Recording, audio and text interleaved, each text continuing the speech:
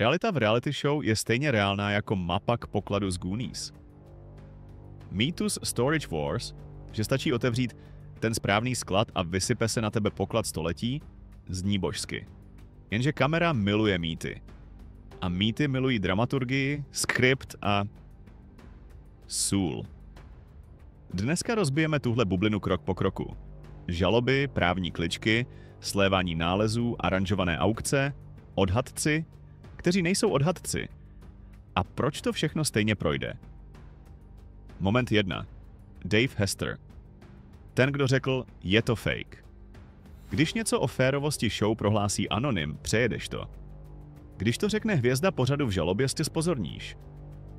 Dave Hester v roce 2012 zažaloval A&E s tím, že téměř každý aspekt Storage Wars je zinscenovaný. Mluví o solení skříněk, psaných hláškách, umělém vyvažování šancí a o tom, že když na to upozornil, letěl. V papírech stojí věty, které se v reality světě moc nečtou. Diváci mají uvěřit, že jde o věrný obraz aukcí opuštěných skladů. Pravda? Skoro všechno je předem připravené. Ať už fandíš komukoli, tohle je level oficiálního podezření, který nelze smést ze stolu jednou větou. Moment 2. Obrana A&E. Expressive free speech. Jak bránit reality show z obvinění, že není reál? Právní oddělení A a E oprášilo první dodatek. Svoboda projevu. Jinými slovy, Storage Wars je tvůrčí projev. Nikoli dokument s povinností přesnosti. Je to jako hraný seriál jen s estetikou reality. Výsledek? To, že je show aranžovaná, samo o sobě zákon neporušuje. Je to zvláštní paradox. Tvůrci jakoby říkají, ano, je to show, a zákon na to odpovídá, a co má být. Pokud si čekal soudní razítko pravda musí zvítězit, realita televize je prostě jiná disciplína. Moment 3. Co se stalo Hesterovi?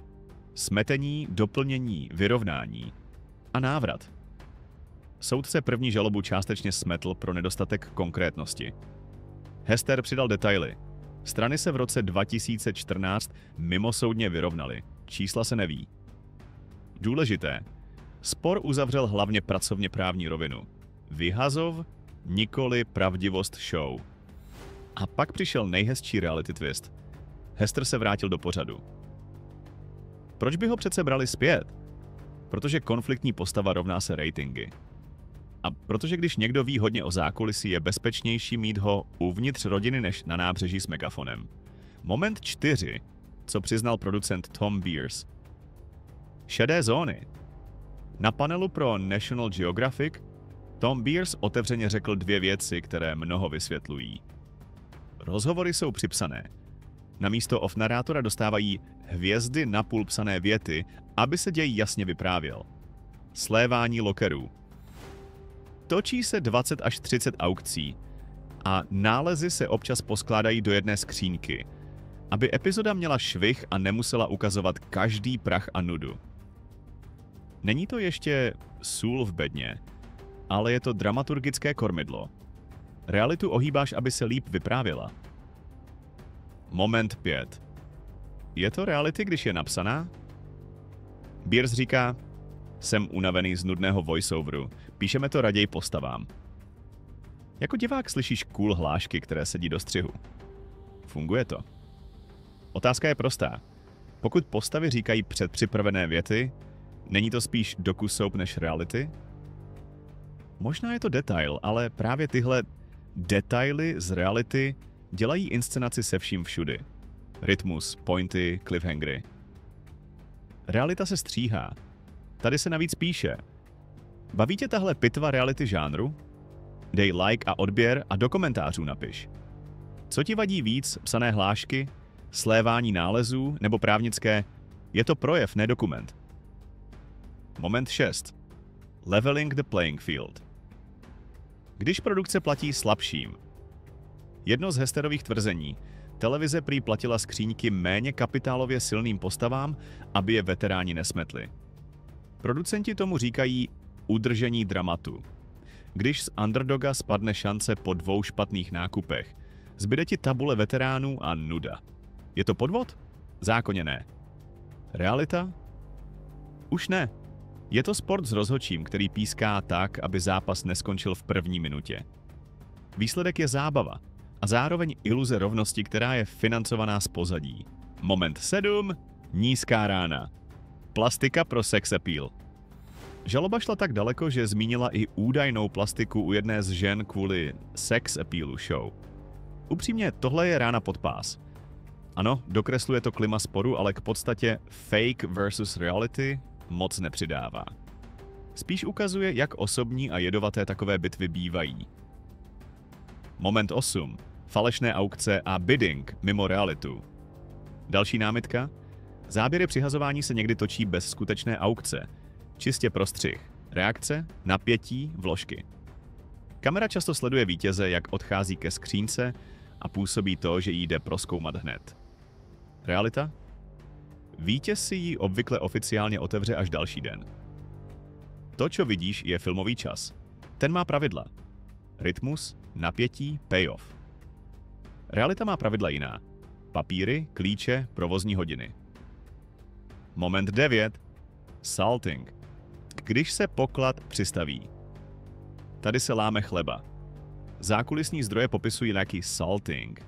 Předem vložené atraktivní předměty do skříněk, které se pak zázračně najdou. Dokonce prý existují faktury a účtenky, kdy cast pronajímá své věci produkci, aby je show objevila a vyfakturovala pro půjčení. Jindy se předměty nakoupí dopředu a i ocení týdny před objevem. Když se pak na kameře zvedne výkok krabice s pokladem, je to highlight pro střih. A pro realitu? Mýlka. Divák v euforii wow netuší, že wow se připravovalo v kanceláři. Moment 10. Odhadci, kteří nejsou odhadci. Anonymní insider popsal další vrstvu. Položky se někdy nesou lidem nazvaným appraiser, ale nejde o nezávislé certifikované znalce. A pokud je hodnota daná předem, bez transparentnosti, tak číslo na obrazovce není odhad, nýbrž rekvizita. Fajn pro zábavu, špatně pro víru v to, že hodnotu určuje neutrální třetí strana. Moment 11. Staging. Sklady přeuspořádané pro příběh. Skutečný sklad znáš. Prach, pavučiny, krabice naházené, všechno nahromadě. TV sklad často vypadá přehledně. Návnady jsou v zorném poli, aby kamera viděla a postava došla. Je to malá věc, ale zásadní. Prostředí vypráví příběh. Když příběh potřebuje, aby hrdina uviděl něco, co spustí zápletku, prostředí to zařídí. To není dokument, to je dramaturgie. Moment 12. Antiques Roadshow. Je to entertainment. Když se zeptáš lidí z Antiques Roadshow, řeknou ti bez obalu, Storage Wars je zábavní show. A dodají zásadní pointu. Jejich odhadci nemají finanční zájem na koupi či prodeji, proto je jejich verdikt méně conflict of interest. A logická otázka navrch. Je realistické najít ve vyklizeném skladu předmět za $100,000? Šance existuje, ale je to spíš příběh než rutina. Televize tyhle příběhy vyhledává a vytváří. Moment 13. Proč to celé projde u soudu i u diváka? Právo říká, reality žánr nemusí být pravdivý. Stačí, že jej neprodáváš jako zpravodajství. Divák říká, chci napětí, chci jackpot. Producent říká, dodáme. A tady se setká poptávka s nabídkou. Realita se ohne, aby se vešla do 22 minut zábavy. A dokud to bereme jako show, je to prostě show. Moment 14. Divácký checklist, jak poznat kouzlo střižny. 3 testy pro příště. Čistota bedny versus real chaos. Podezřele vyrovnané věci bývají staging. Čas, pokud se jde hned dovnitř, i když pravidla to normálně neumožňují, je to filmový trik. Odhad, když čísla létají bez jasného zdroje a nezávislosti, je to rekvizita pro scénář. Bav se, ale filtruj. Zábava ano, slepá víra ne. Moment 15. Mýtus velké rány versus realita biznesu. Televize ti prodá highlight. Jedna bedna zaplatí dům. Skutečný locker business je dřina. Marže nízké, spousta odpadu, transport, čištění, opravy, inzerce, měsíce práce. Většina nálezů je spíš 0 od 0. V tomhle světle je Storage Wars jako Instagram, filtr reality, ne její zrcadlo. Moment 16. Jak se rodí wow? Produkční praxe, nejdřív B-roll aukce a emoce. Potom se polepí děj, hrdina, soupeř, nález, odhad. Když chybí jiskra, přijde rekvizita, dopsaná glosa, expert, co dá tečku. Je to stroj na emoce a funguje, proto se na to díváme. Moment 17. Hesterův návrat. Ratingová matematika. Bez Hestera šly křivky dolů. S Hesterem je konflikt. Catchphrase, drámo.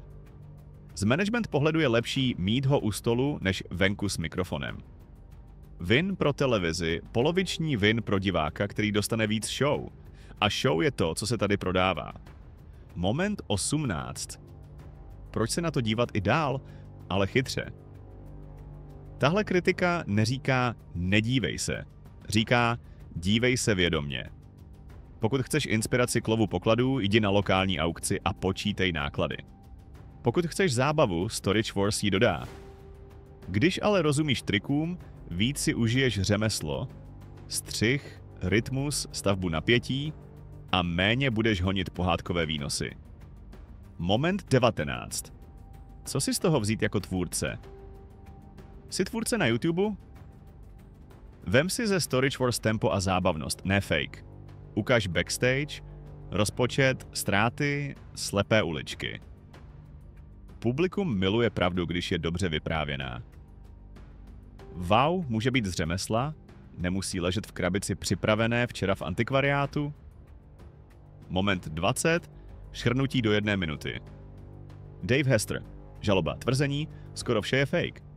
A&E, ochrana, expressive free speech. Soud, vyrovnání, návrat Hestera. Producent, připsané hlášky, slévání nálezů. Insider, salting, pseudo-odhadci, aranžované biddingy. Antics Roadshow. Je to entertainment. A my? My se díváme, bavíme a víme, že real v reality je hlavně příběhové koření. Jestli tě tohle rozebrání bavilo, hoď like, dej odběr a zazvoň si, ať ti neuteče další díl. Do komentářů napiš, co chceš rozbít příště. Salting do detailu? Právní rámec reality shows na příkladech? Nebo přímé srovnání s Antics Roadshow? Jak poznat opravdu nezávislý odhad a jak funguje etika expertů? A pokud máš vlastní zkušenosti s aukcí skladů, jsem s nimi. Realita z terénu je ten nejlepší fact check.